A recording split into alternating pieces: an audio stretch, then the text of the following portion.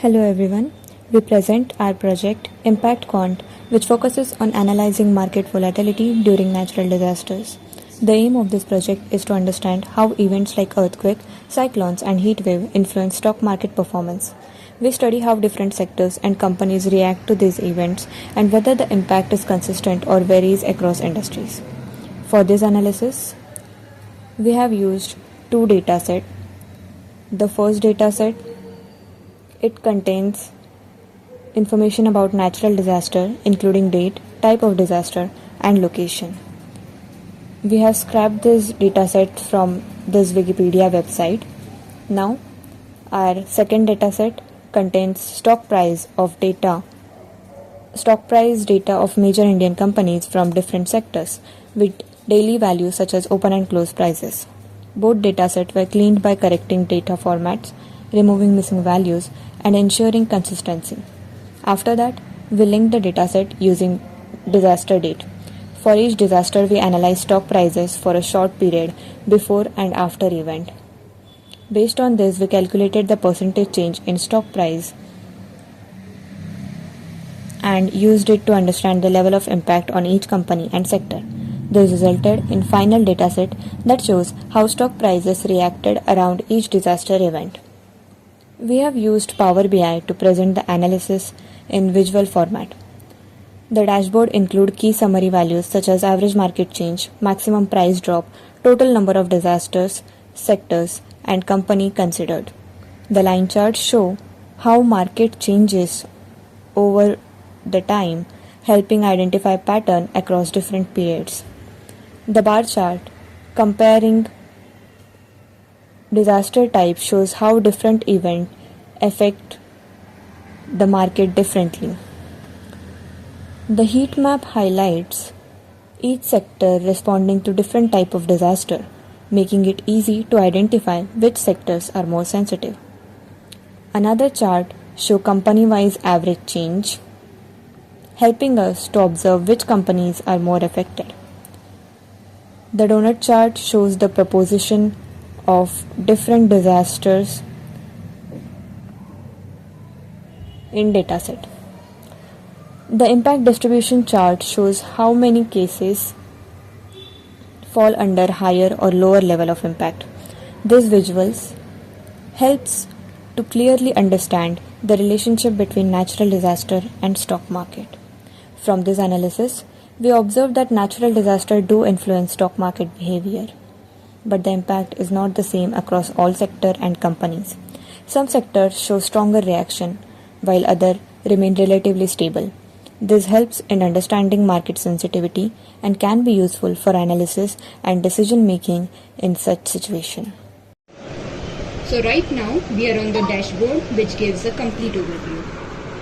These are global filters. Currently we have selected sector as pharma. You can see there are many sectors mentioned over here, and select all companies, and the date range selected here is from 26/1/2001 till 6/2/2023. Let's apply these filters. So we can see there are total 38 records with 2 companies. This is the KPI overview. This section gives a quick summary of the data. Average change is around 0.26%, meaning overall movement is small. Maximum drop is around -10%, showing some disasters cause major losses. Recovery takes around 7 days, so stocks recover quickly. So even though disasters create drops, pharma shows good recovery and resilience. Let's look at stock change. So here we can see 2 companies, Dr. Reddy and Sun Pharma. These 2 are pharma companies since we have selected pharma as our sector. So we can see sharp dips during disasters and then recovery afterwards. So disasters cause short-term drops followed by recovery. Let's look at this bar graph now. Impact per disaster. This compares impact of different disasters. Red means high impact, yellow means medium impact, and green means low impact. For example, some earthquake shows negative impact while others have smaller impact. So impact varies depending on the disaster. Let's compare sectors. Here we can see pharma has higher resilience compared to its impact. Impact is shown as red color and resilience in green color. So this means it is relatively stable. Disaster frequency timeline. This shows how often disasters occur over a time. Bar graph shows number of disasters and line shows average change.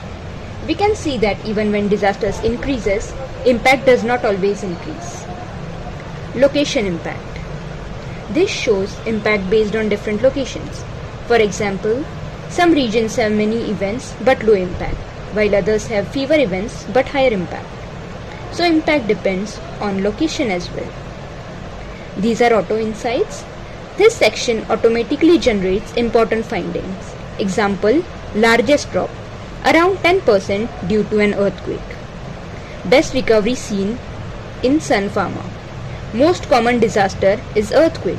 So this converts data into easy insights. Next is ripple effect.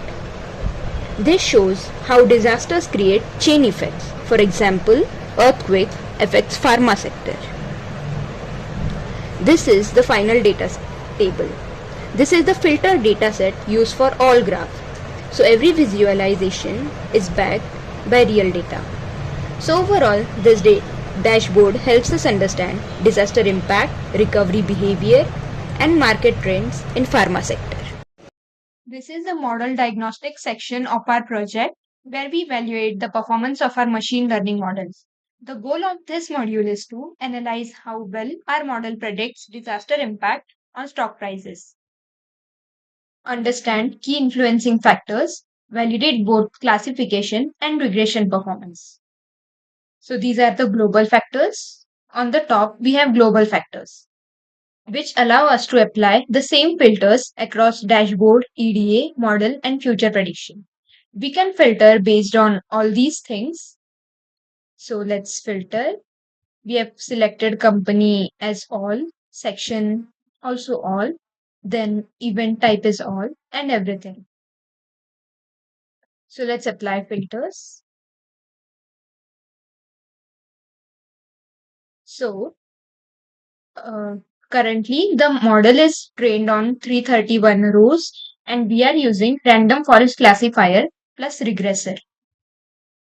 Next we have machine learning diagnostic where we evaluate performance using K metrics. Let's understand these matrices. Classifier accuracy is 59.7. This means our model correctly classifies impact level about 60% of the time. Regression RMSE is 5.861. This shows the average prediction error magnitude. Regression MAE is 3.83. So this means on average prediction are off by about 3.8%. And R-square score is 0.15. This indicates the model explains around 15% of variance, meaning prediction power is limited and can be improved.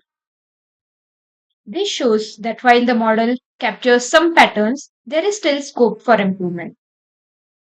Now let's understand the confusion matrix. Here we have the confusion matrix for classification. Rows means actual values and column are predicted values. So the model performs based on low impact class.